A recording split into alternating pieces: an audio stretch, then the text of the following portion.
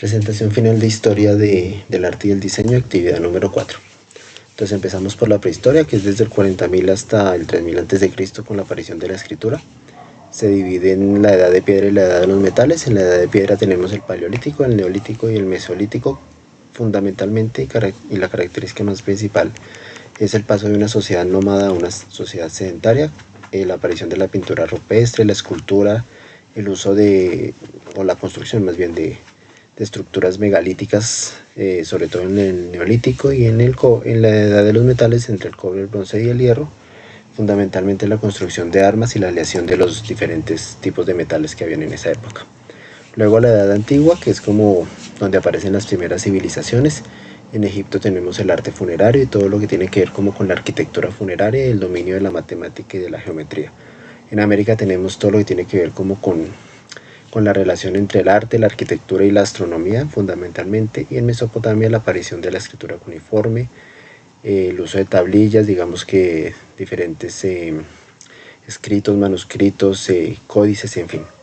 En Grecia pues hablamos de los órdenes arquitectónicos, la importancia del mármol, de la simetría, de las columnas, y en Roma lo que tiene que ver como fundamentalmente con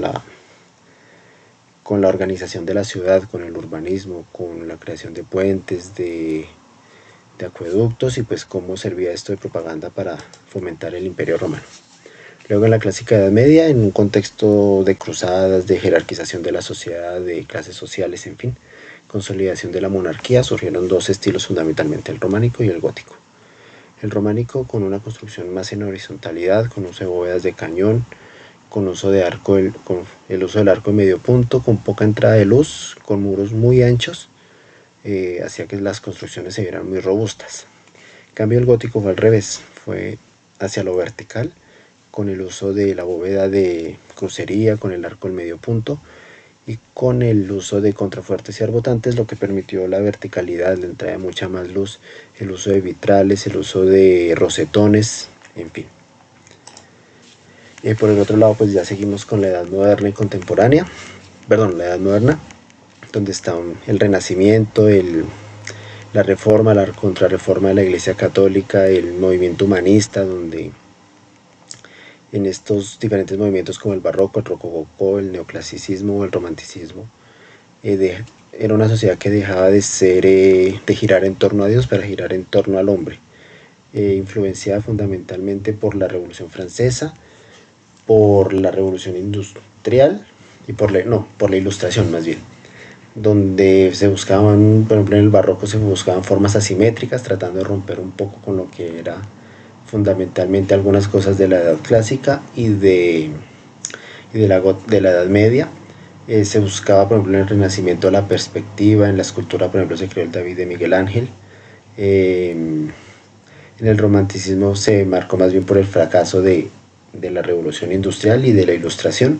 Entonces lo que hizo fue como un rechazo a todas esas ideas nacionalistas y demás.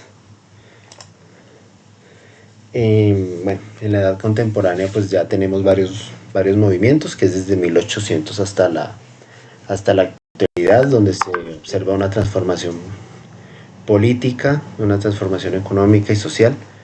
Tenemos el impresionismo, el simbolismo, el constructivismo, el neoplasticismo, la Bauhaus, la Escuela de Chicago, el Siam, el dadaísmo, el pop art, todos estos, el surrealismo, todos estos son como marcados fundamentalmente por la sociedad en la que se vivía en este momento. Por ejemplo, el constructivismo está muy influenciado por Rusia y por el fin de la guerra, el paso de la monarquía zarista al comunismo. Entonces el constructivismo buscaba era hacer una arquitectura mucho más de producción en masa, utilizando mucho más materiales industriales, donde tuviera como una función social. La Bauhaus, una escuela fundamentalmente de experimentación, donde se integraba el diseño con todas las disciplinas, el diseño de los muebles, el diseño industrial, en fin, todo esto. Por ejemplo, en la Escuela de Chicago, que surgió en Estados Unidos, lo que buscaba era la altura, con la invención del del ascensor, implementado en los rascacielos. Por ejemplo, el simbolismo pues ya buscaba era más lo espiritual, mostrar emociones, en fin. Ya corrientes mucho más cercanas hacia esta época como el land art o el arte povera. Obviamente pues también tenemos entre estas épocas los 5 principios de la arquitectura de Le Corbusier, por ejemplo, menos es más de Mies van der Rohe, en fin. Esta es la bibliografía ya y muchas gracias.